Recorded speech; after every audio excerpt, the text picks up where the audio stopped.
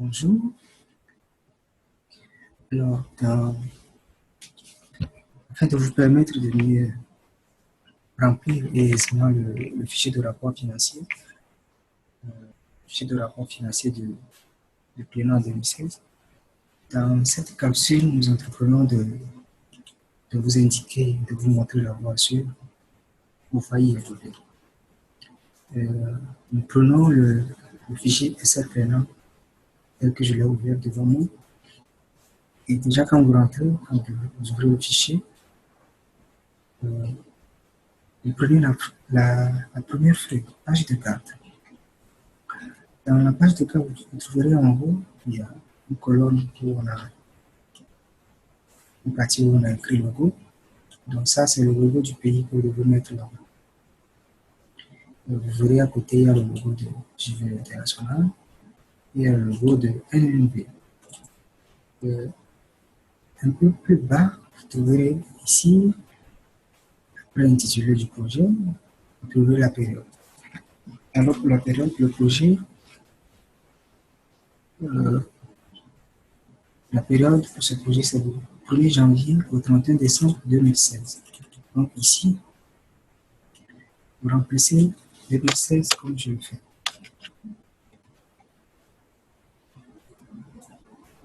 Ensuite, quand vous descendez pour le pays bénéficiaire du projet, vous écrivez le nom du pays à la place des IS ici. Donc je donne un exemple, j'écris par exemple le Togo comme le pays bénéficiaire du projet. Voilà tout pour la première feuille de notre fichier de rapport financier plénière 2016. Alors, au tableau des recettes. Quand vous allez sur le tableau des recettes, la feuille tableau des recettes, vous trouverez qu'il est indiqué ici que ce tableau permet de renseigner tous les virements ou transferts de fonds reçus durant la période. Alors, quel est le travail à faire ici? D'abord, vous prenez une période, donc vous remplissez cette partie. Donc, je mets le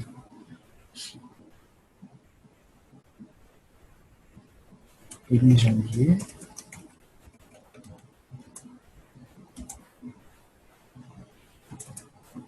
au 31 décembre 2016.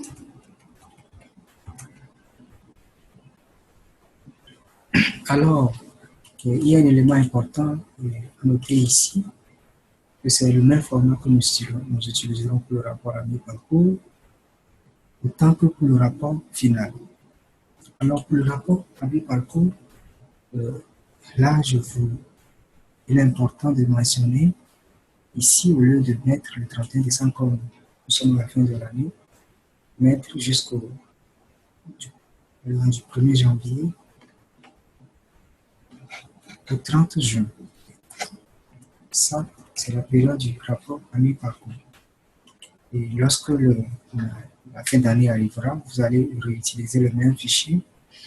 Et là, vous changerez la partie 30 juin, remplacée par le 31 décembre. Alors, sur la partie projet, comme nous le savons tous, c'est le projet Clean Energy for Africa. Donc, je clique ici, Clean Energy for Africa. Entre parenthèses, Clean. Et au niveau pays, comme je l'ai mentionné dans votre feuille, je mets Togo comme exemple. Maintenant, venons au tableau. Ici, dans cette colonne où il est écrit ordre, c'est l'ordre d'arrivée, l'ordre de réception des transferts. Si vous avez reçu, si c'est 3 transferts, là, vous mentionnez 3 transferts. Si c'est 2 transferts au cours de l'année, vous mentionnez 2 transferts. Alors, pour le premier transfert, vous mettez la date que vous l'avez reçu. Quand vous mettez la date, alors vous mettez le montant reçu. S'il y a, au cas où il y a un numéro de référence qui peut identifier le transfert, vous le mettez ici. Et pour la colonne commentaire et observation, vous mettez une observation quelconque que vous jugez nécessaire ou un commentaire que vous aimeriez ajouter. Vous revenez en ligne.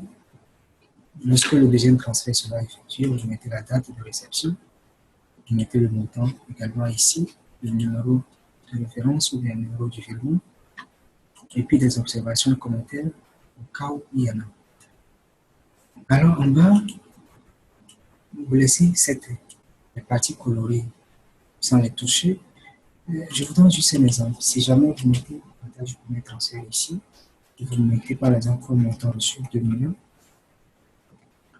vous verrez qu'automatiquement ça se retrouve en bas ici. Donc vous n'avez pas à toucher ces parties-là, c'est pour faire pour le somme automatique. Au cas où nous recevions par exemple un deuxième transfert, il suffirait juste de mettre, par ici c'est 1 500 000, 1 500 000 ici, et voilà, et ça se retrouve en bas. Donc c'est pareil là. Les parties à remplir sont uniquement ce qui est en blanc ici. Ici, il y a possibilité de remplir jusqu'en bas, oui, jusqu'à N, d'accord. Et mais vous laissez cette partie de total qui est automatique. Alors, allons au tableau des recettes. Je efface cette partie. Ici, nous allons au tableau détail des activités. Alors, indications données ici, les instructions sont écrire les dépenses relatives à chaque sous-activité et remplir les autres colonnes conformément. Ajouter d'autres lignes pour les dépenses au besoin. Veuillez ne pas toucher la partie colonnée, évidemment. Alors, bien avant d'arriver là, au tableau, je vais ici, le projet que l'on a écrit, dans l'année 2016, maintenant le pays, vous mentionnez également le nom du pays, le nom de votre pays ici. Maintenant, venons au tableau, il est dit de ne pas toucher les parties coloniales. Les parties coloniales, c'est notamment cette partie et cette partie. Et quand vous prenez cette activité, activité 1A, selon notre codification interne du projet, nous identifions l'activité 1A par le code 200 PI01. Donc cette activité, c'est la distribution de foyers améliorés et des lampes solaires. Alors, comment ça s'est fait? Nous allons faire un petit retour sur notre planification générale de l'année. Alors, quand vous venez ici, vous trouvez ce fichier.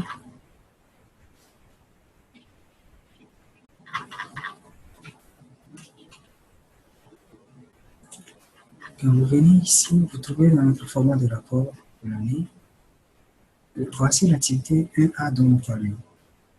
Et sur cette activité 1A, il y a 3 sous-activités. Donc, simplement pour vous dire que c'est ces activités qui ont été reportées dans le fichier de rapport financier plein. Alors, quand nous revenons à notre fichier, le fichier de rapport financier, vous verrez que sur l'activité 1A, nous avons la sous-activité, les 3 activités que nous avons citées plus haut, et la sous-activité constitution des foyers améliorés, formation en marketing et appui aux branches locales, et la sous-activité distribution des équipements solaires, sans rentrer dans système autre dans le pays. Et il y a la 3e activité qui est formation et appui à 25 jeunes en entrepreneuriat vert. Alors, on va consister du travail ici. Maintenant, ces sous-activités ont été codifiées aussi. Vous trouvez que le code 200 PI que nous avons mentionné plus haut ici, elle se trouve ici, auquel on a ajouté un autre 1. Donc, ça fait justement pour dire que c'est une sous-activité de cette activité. Quand vous revenez ici, nous avons ajouté 2 au code de la principale activité et 3 au code de la principale activité. Maintenant ici, vous êtes tenu de remplir sous cette activité toutes les dépenses effectuées. Alors, ça commence par la date. après la date, vous mettez le numéro de la pièce qui justifie la dépense, que ce soit une facture, un reçu. Vous mettez le numéro de la pièce ici. Ensuite, vous mettez le numéro de compte correspondant. Qu'est-ce que c'est que ce numéro de compte? Selon le plan comptable utilisé dans le pays, par exemple pour certains pays francophones, en Afrique de l'Ouest et en Afrique centrale, environ 17 pays qui sont du système de Cisco-WADA. L'OADA, c'est l'Organisation pour l'harmonisation du droit d'affaires en Afrique. Suivant ce plan comptable, vous trouverez, par exemple, supposons que nous disons que nous avons acheté un ordinateur. Si jamais le projet, cette activité requiert l'achat d'un ordinateur, bien sûr, nous avons acheté un ordinateur, achat d'ordinateur, et nous mettons par exemple le montant de 250 000. Alors, quel est le coût associé à l'achat d'ordinateur? Allons dans notre plan comptable Cisco-WADA qui est le plan utilisé chez nous. Quand je prends l'exemple du Togo, quand je prends l'exemple de la Côte d'Ivoire, quand je prends l'exemple du Niger, et quand je prends l'exemple d'autres pays francophones qui sont dans le système OADA, voilà à quoi ressemble le plan comptable dont nous parlons. C'est ça. Donc, nous sommes ici dans le plan comptable Cisco-WADA. Voilà, Cisco-WADA, plan de compte. Alors, à la page 15, parce que nous parlons tantôt de l'achat d'ordinateur. Alors, quand vous venez ici, vous trouvez qu'il y a matériel, voilà, il y a le compte matériel et mobilier. Dans ce compte, vous trouvez qu'il y a matériel informatique. Donc, déjà, un ordinateur est classé dans le matériel informatique.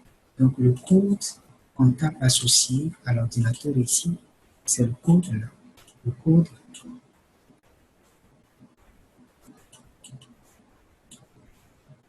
2442. Évidemment, les comptables pourront mieux comprendre ce dont nous parlons. Donc, ils sauront s'en sortir. Voilà ce que nous signifions par numéro de compte. Revenons à notre fichier.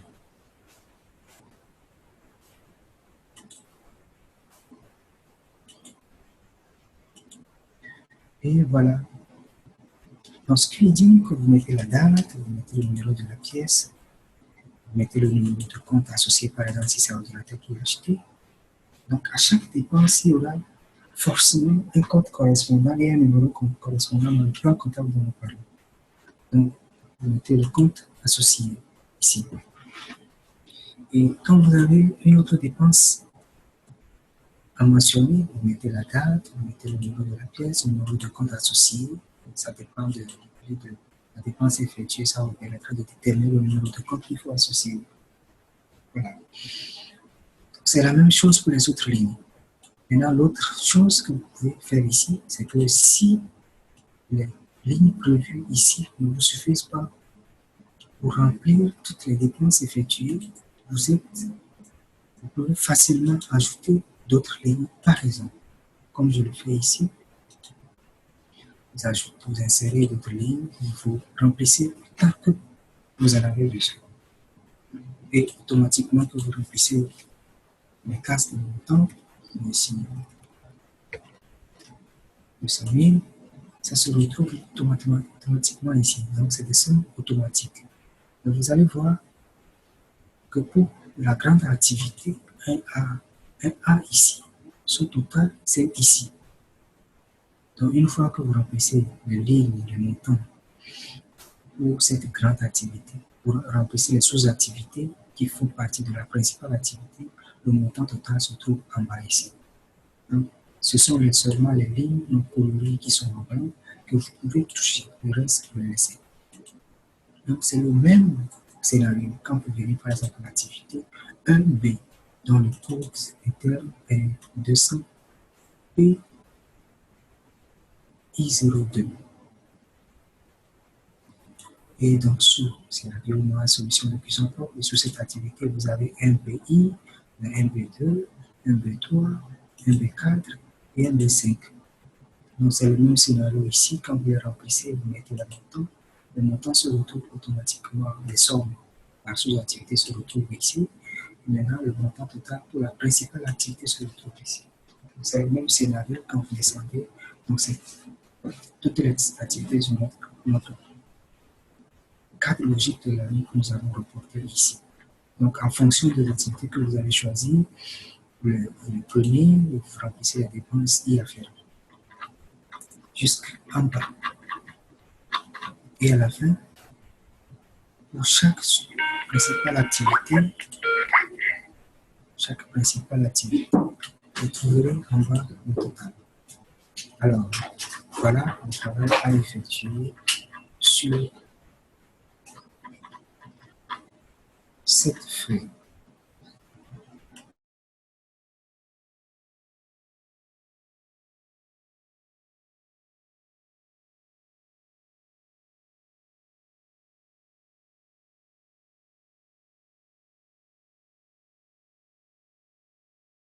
Alors, nous allons ailleurs.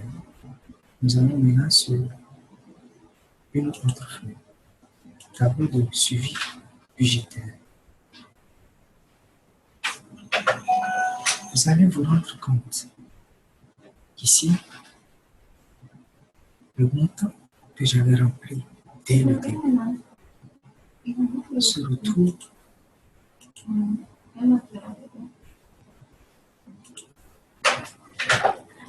le compte ici que j'avais rempli cette montant, le haut.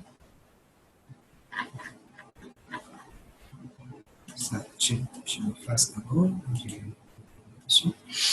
Alors, sur cette feuille, nous trouvons ici en haut, on dit remplir minutieusement les colonnes budget, prévision et observation. Veuillez ne pas toucher les parties courantes. Voilà. Pour le budget prévision, ça, nous avons entrepris de le remplir à votre place pour chaque pays. Nous l'avons rempli pour chaque pays. Maintenant, donc ce qui dit que vous n'avez plus remplir cette partie-là. Donc, la seule partie que vous pouvez remplir, c'est la partie observation si vous en avez. Maintenant, qu'en est-il de ces deux colonnes-là? Les colonnes coloriées, c'est dépenses et restes. Vous allez vous rendre compte que ici, quand je vais remplir les dépenses pour chaque activité, sous-activité, les dépenses totales de cette sous-activité se retrouvent ici. La dépense totale de la grande activité 1A se retrouve ici. Et ce montant est automatiquement porté ici. Donc, la grande activité 1A dont nous parlons, là, le total de sa sous-activité, voilà, se retrouve ici. Les 45 000 que nous avons ici se retrouvent bien ici. Si c'est que nous avions entrepris de remplir, par exemple, ces parties, je le fais. On fait donc, par exemple, ici, le total vient et ça s'ajoute ici, ça s'ajoute ici. Vous allez vous rendre compte ici, voilà, les 20 000 se retrouvent ici. Donc, une fois que vous remplissez ces parties, automatiquement, vous retrouvez le montant total ici. Donc, je rappelle, quand vous venez ici déjà, vous trouverez que ces parties ne seront pas vides dans le canevas de rapport financier que nous avons envoyé à chaque pays. Donc, le travail principal à faire, c'est de remplir uniquement les tableaux détail des dépenses par activité, sous-activité, qui se retrouvent automatiquement ici. Et elles sont automatiques en même temps. Vous allez voir, supposons qu'il y avait 1 million de budget prévu ici pour le pays qui est pris rempli. Vous vous rendez compte que la dépense effectuée de 45 000 francs sur la sous-activité est soustraite de 1 million. Donc le reste, à la fin de l'échéance, si c'est rapport à mes parcours, ou bien c'est à la fin d'année, le reste se retrouvera ici. Si par exemple ici, c'était, supposons que 10 000, je prends juste un montant, 10 000 qui avaient été prévus ici, et que au cours de l'année, vous avez dépensé 20 000, vous allez vous rendre compte que vous avez euh, une différence négative. Donc ça se retrouvera ici. Et si vous avez des observations à faire par rapport à ça, c'est le c'est le même scénario quand vous revenez à l'activité 1B aussi. Donc ces parties, ces colonnes seront pré-remplies avant que vous avez ces pré-remplis envoyés au pays. Donc ces parties seront remplies une fois que vous remplissez toutes ces cases-là selon les activités choisies. Les dépenses seront retrouvées ici et les totaux seront faits automatiquement. Donc c'est la même chose jusqu'en bas.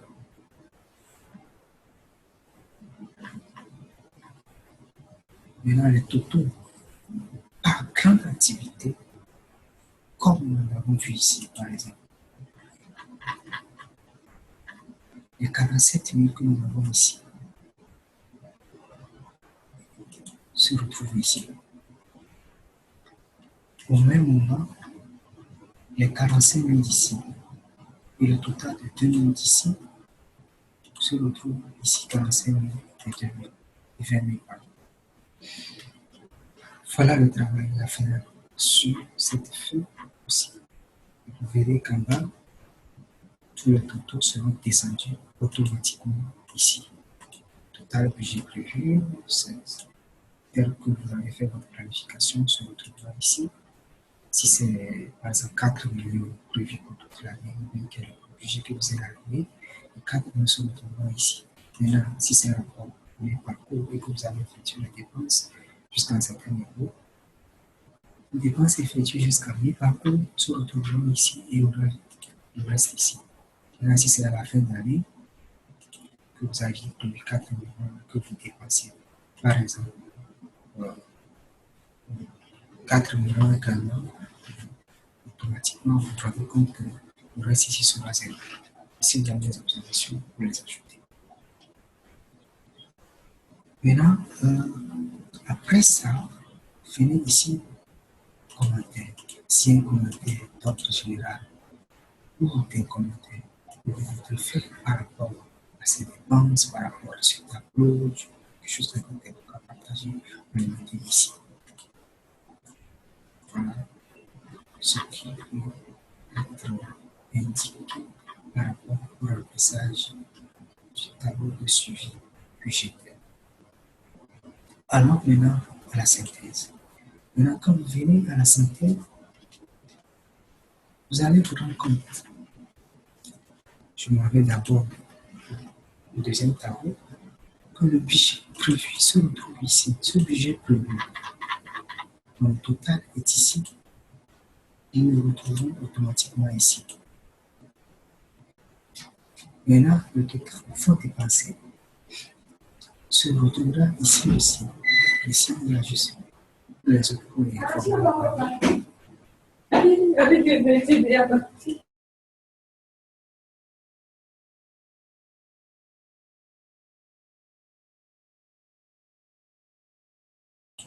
Pour les formats envoyés, les montants se retrouveront automatiquement. Le montant dépassé se retrouvera automatiquement ici. Il y a juste une petite erreur par ici. Sinon, ce montant 470 devait être ici automatiquement. Donc, vous n'avez pas à l'essayer. Donc, dans les formats envoyés, le compte, ça se retrouve ici. Donc, les 47 sont ici. Au moins, les 47 vous devez les retrouver ici aussi. Maintenant, pour cette partie, vous verrez ici, dans le tableau de recettes, si par exemple vous avez rempli entre-temps 2 millions reçus, vous allez vous rendre compte que les 2 millions se retrouvent ici. Donc, à la fin, à l'échéance, on devrait retrouver total des fonds que vous avez reçus, le total des fonds que vous avez dépensés et l'écart. De la même manière, ici, vous reviendrez au total du budget prévu, le total dépensé et ce qui reste. Maintenant, n'oubliez pas de remplir le nom du projet ici, l'année du projet et puis le pays. Et ici, vous avez des commentaires. Vous mettez les commentaires en bas ici.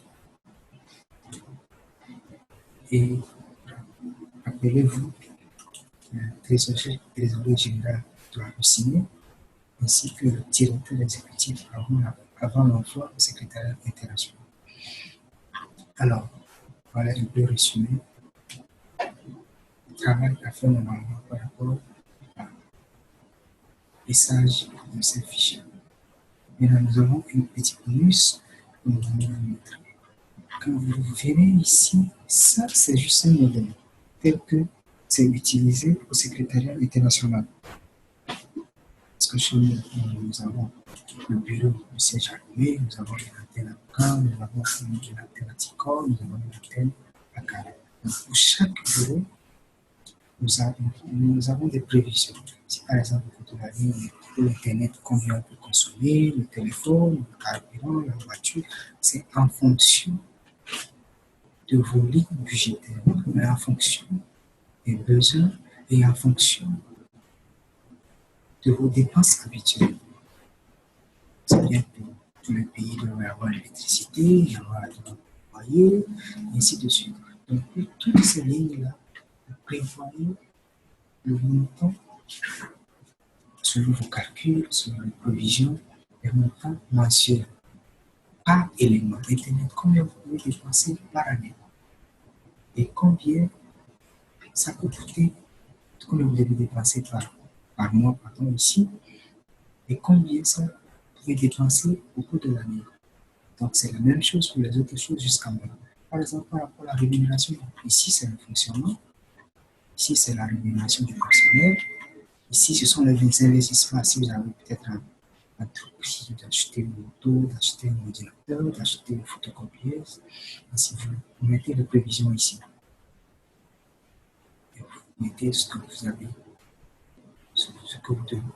Parce que les achats sont parfois annuels. C'est prévu pour un exercice. Donc, vous les remplissez ici. Et en même temps, les totaux sont là. Et maintenant, si vous avez plusieurs projets sur lesquels vous devez imputer ces fonds-là, si par exemple le salaire, le paiement de salaire doit être réparti sur plusieurs projets, prenez le projet A, combien le projet A peut supporter pour le salaire, combien le projet B peut supporter pour le salaire, combien le projet C peut supporter pour le salaire. Mais maintenant, s'il y a des fonds propres, alors à l'association de l'organisation, là vous le mettez ici, les totaux se retrouvent ici. Voilà, rappelez-vous toujours les signatures. Cette partie, c'est pas prévu que vous nous les envoyez, non, mais que vous puissiez les utiliser à votre niveau. C'est pourquoi il est prévu ici que le directeur administratif financier signe, le directeur exécutif chez nous. Maintenant, si c'est chez vous dans votre pays, soit c'est le comptable qui signe, le directeur exécutif. Ça, c'est un fichier interne à ne pas envoyer au secrétariat international. Notez-le s'il vous plaît. Ce n'est pas pour le remplir et nous l'envoyer. C'est juste un bonus que nous voulons partager avec vous qui peut vous aider à faire vos planifications. Maintenant, la répartition par projet, on fait le total ici que nous avons. Vous verrez ici dans le tableau, mais à la fin de compte, vous devez savoir sur le projet A combien nous avons pris pour telle activité au cours de l'année. Donc, c'est ce tableau que je vais pour faire ce total. Alors, voici présenté le remplissage du fichier Excel. Et vous allez les prendre, les parcourir sur cette vidéo. Et si jamais vous avez toujours des zones d'ombre, des écritures à soulever, n'hésitez pas à nous écrire, n'hésitez pas à nous dire pour qu'on puisse revenir sur les aspects qui n'ont pas été clairs. Merci.